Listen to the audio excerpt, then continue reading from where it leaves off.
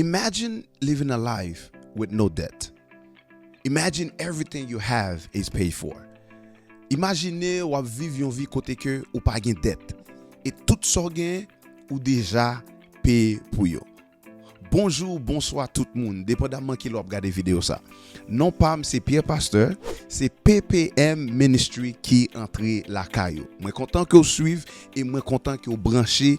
I'm happy that you're part of this growing family here at PPM Ministries. C'est ça fait me inviter ou si toutefois pour abonner, si toutefois pour share this link with a friend, moi invite ou faire ça connait. Please right now go ahead and share this with a family, with a friend, with a co-worker, someone you know who might perhaps benefit from this video tonight. Et nous voulons rappeler tout le monde tout. Naturellement, vidéo nous toujours posté les mercredis. Usually it's on Wednesdays that we post our videos, but starting this Sunday coming up, we will start with Sunday Wellness, and you want to be part of it. So, fais plan pour qu'on capable partager et fait partie famille ça là ensemble avec nous dans PPM Ministries. Now, vidéo ça, on va parler ensemble avec de dette. Et nous connaissons dette c'est son danger lié non seulement pour chaque famille mais son danger lié pour tout pays net, tout le monde. A lot of people are living in debt. In fact, statistics says that Americans find themselves in a total amount of debt of $986 billion. Statistics prouvent nous que Americans owe a total amount of $986 billion in credit card debt. So, sujet que nous allons parler à soi, nous connaissons que ce qui est très important. Nous connaissons peut-être les capables sensibles pour quelqu'un, but understand that this is an elephant in the room that we have to address. C'est ça que je suis capable de dire. Ou du moins, ça, c'est une situation que nous devons parler de lui et nous voulons pour que nous capable de comprendre exactement qui ça est. And we have to grab the bull by its horn. Et nous toujours sous même espace, nous toujours sous même ligne côté que n'a couvrir ça que nous les financial wellness, right? Bien-être financier. Ça tout fait partie bien-être financier quand il s'agit de dette. When it comes to debt, that's also part of financial wellness. Now, j'aime toujours dire nous dans channel ça pas seulement concerné de bien-être spirituel, ou pas seulement là pour que me capable encourager dans la prière et en adoration, mais l'important tout pour que nous capables focus sur l'autre aspect de la vie nous, tant qu'aspect financier, aspect social, aspect même avec aspect spirituel. So all these things, that's what we will cover when it comes to your well-being and your wellness. Now, in this video, I will be covering m'bral partager ensemble avec qui ça yon dette yé. Qui jan pile moun tomber dans dette et qui jan tout capable sortir dans dette. Plus important encore, qui gens li important pour même ou capable finir avec dette. So I will cover with you what is debt, how to get out of debt, how most people get into debt, and also why is it important to get out of debt. Now, number one, qui sa yon dette ye? A debt is a sum of money that is borrowed for a certain period of time, and that money is expected to be paid with interest. Yon dette son l'argent que vous prêtez avec intérêt et ou gen pour payer ni maman kob la ni petit kob la. Il veut dire intérêt, ou payer ni kob que ou te prêté hein, et ou payer la avec intérêt. C'est ça yon dette here when we look at the definition of a debt. Now, en pile moun pense crédit c'est acheter avec l'argent comptant. Non, crédit rete crédit, acheter avec l'argent comptant, rete on bagay que vous payez cash pour lui, right? So l'important pour que nous capable différencier ça. En pile moun penser oh bon marché sous crédit card et puis dans tête pa yo connaît OK c'est comme si c'est avec cob pa yo payer. Non, you using somebody else's money. Now, quand il s'agit de dette, dans expérience moi, il y a plus ou moins deux types de dettes que on va louer ensemble avec. Deux types de dettes. The first one, c'est ça que me relais necessary debt. C'est ça que me relais une dette qui est nécessaire, une dette obligée. Deuxième non, c'est ça que nous relais une dette fréquencité. Oui. Moi me relais ça une dette fréquencité, which is a unnecessary debt. Now, une dette obligée ou du moins une dette nécessaire, c'est ça que nous capable comparer comme tant que un mortgage. A mortgage to be able to purchase a home, not everyone have $400, $500,000 to just purchase a home outright, purchase it cash. C'est pas tout le monde qui gagne 3, 4, 500 000 dollars pour qu'il soit capable d'acheter un caille tout simple et tout cash.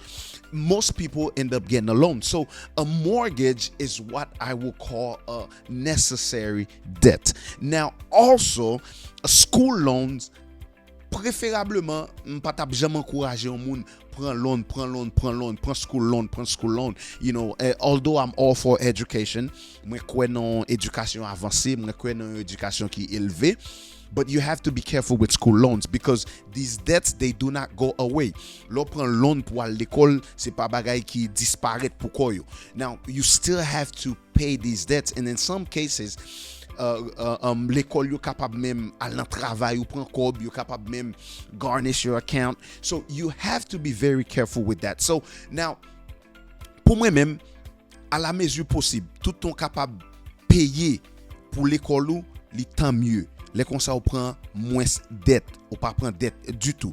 Now, if you have to take some school loans, be very, very small. Go very minimal, right? Et payer tout le temps ou capable de payer pour classe. Now, c'est ça que me relais necessary debt. Now, unnecessary debt, dette que me relais une dette fréquencité, c'est les mouna aller par exemple juste parce que le gradué l'école ou bien ils ont l'autre travail qui peut-être cap payer le petit cob de plus, just because you might have a new job or perhaps you graduate in your field, and next thing you know mouna pour un bill machine la paye 8-9 000 dollars pour lui le mois. Pour qui ça son dette fréquencité. Pas supposé entrer in such a debt that eventually will cripple you. And what you want to do is be able to buy cash for the things you use so you don't carry so much debt. So unnecessary debts will be something like a car note, right? An unnecessary debt would be someone who use a credit card just so they can buy luxury stuff, right? Luxury item, luxury bags, so on and so forth. You don't want to keep swiping your credit cards. Ou pas besoin d'utiliser crédit card pour que vous capable acheter bagay qui très cher, tête nègre, et puis seul ça va faire c'est dans dette que vous mettez tête tout. So you want to be careful with that. Ça que me les unnecessary debt. Yon dette fréquencité, c'est les moun peut-être là dans vacances, c'est pas comme là non, mais c'est sous crédit card. Ou pas acheter billets sous crédit card, ou pas acheter vacation stays on a credit card. You know, high-end hotels on credit cards. So eventually you have to make payments on those cards and you're going to be paying high interest. So those are debts that are really unnecessary, and some people would do stuff like Afterpay, c'est là où you voulez bailler en bas et pour temps en temps ou bon petit cal, If you don't have the money to buy it, just don't get it. With these things, when you start accumulating unnecessary debt, you only dig in a deeper hole for yourself. L'on pas acheter bagay que en pile fois bagay que ou pas même besoin en réalité. If you think about it, that's something I'll be sharing with you in terms of how to get out of debt.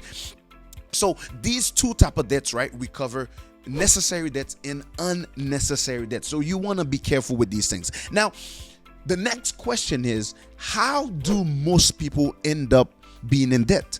Qui jan pile moun fait tomber dans bagay yo les dettes là? Comment fait un pile moun fait doué tout partout? Now, most people end up owing money and accumulate so much debt because of what we call here in the American culture keeping up with the Joneses. Un pile moun a bat, yo we voisin gen sa fè ou gen tout. Yo we sœur l'église a gen sa fè ou gen tout. Yo we frère a gen sa fè. Yo we sœur a te acheté un bel radio même tout. Faut y aller pour acheter un bel radio, so on and so forth. Now, m'pa di yo moun pa take care of yourself. You want to be able to take care of yourself, right? And live a decent life. You definitely. However, ou pas capable suivre un moun, ou poursuivre un moun, peut-être moun ça fait plus que passer ou, peut-être moun ça a gagné un plus bon saving que ou, but vu que c'est ça à faire ou même obligé faire tout. So by trying to keep up with the Joneses, right, people fall into debt. Les wap croquer, et c'est ça nous t'es capable de parler en créole, le wap croquer chemise ou bien chapeau au côté mais on pas arriver. Ou pas ta supposé voler pour croquer chapeau au côté et puis l'autre besoin nous pas capable prendre, right? So you want to be comfortable with that, right? And then en pile, yon nan raison qui fait en pile moun tomber dans affaire de tout, c'est ça que nous relè when people start living above their means. En pile moun vive côté que yo dépassé capacité yo, right? Moun nan dépassé ça que le fait, moun nan dépassé force kob li entrer pour moi et puis moun nan gade c'est gingolé la gingolé. So you want to be careful. Now, keeping up with the Joneses, living above your means, right? These things definitely will get you into debt. And on l'autre bagay tout qui mette moun nan debt is when your taste buds does not match your pocket. En pile fois gen de moun wap gade goût moun nan envie moun nan pa marcher avec poche li. So you want to be very very careful with stuff like that because you want to make sure that goût gen li marcher avec poche. So these things will certainly help you to these things are reasons why a lot of people fall into debt. Now, c'est ça qui est très important. How do you get out of debt? Nous souhaitons que gens pile moun tombe dans dette. Perhaps that's a reality for you watching, and I hope that this video will bring some sort of help to you et ça capable aider ou. Now, raison qui fait un pile moun tombe dans dette nous souhaitons yo. Question qu'on y a c'est que qui gens on moun qui dans dette capable sortir dans dette. Now this is very very important, very serious. How to get out of debt. Now, premier bagay ou bral faire, you gonna have to be for real. You have to be for real, for sérieux.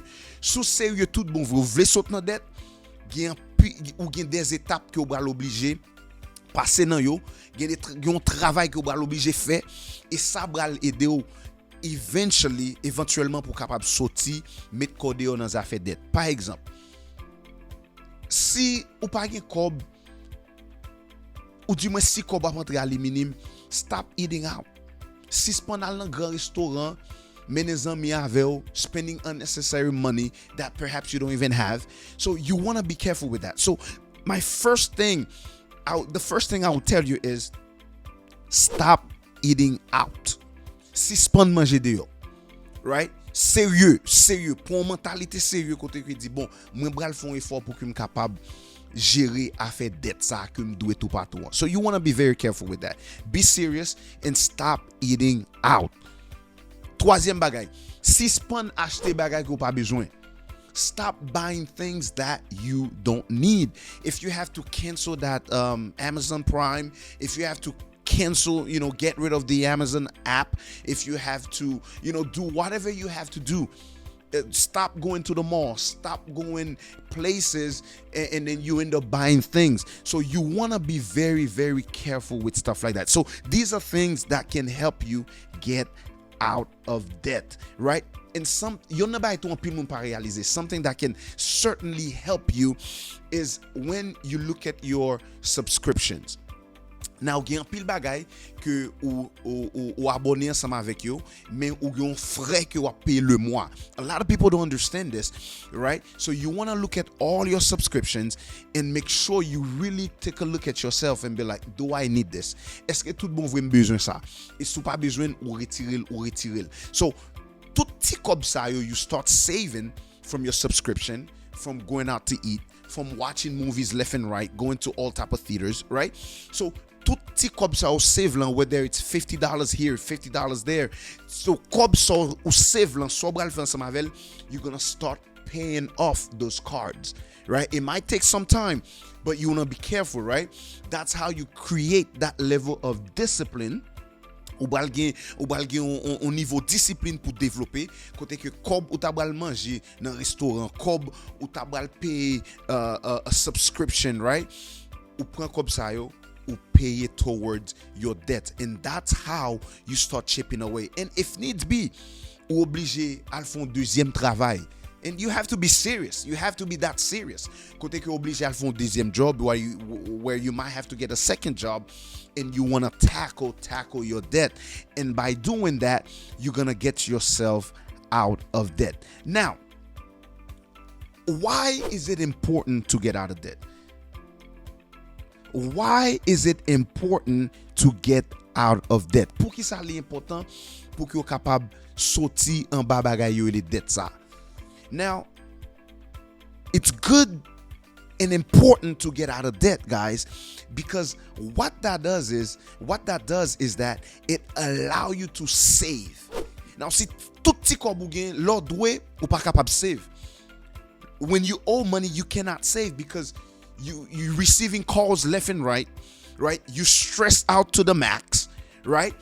But when you start paying off your debt, now you can save. So this is why it's important. That's one of the reasons why it's important to actually make sure that you are paying off your debts. And then when you're debt free, tout petit kobo fait, it's saving.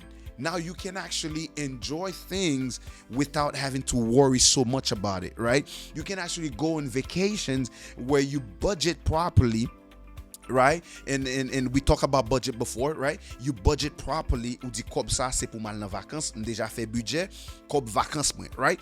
So it's important for you to be debt free, to get out of debt, because it help you save.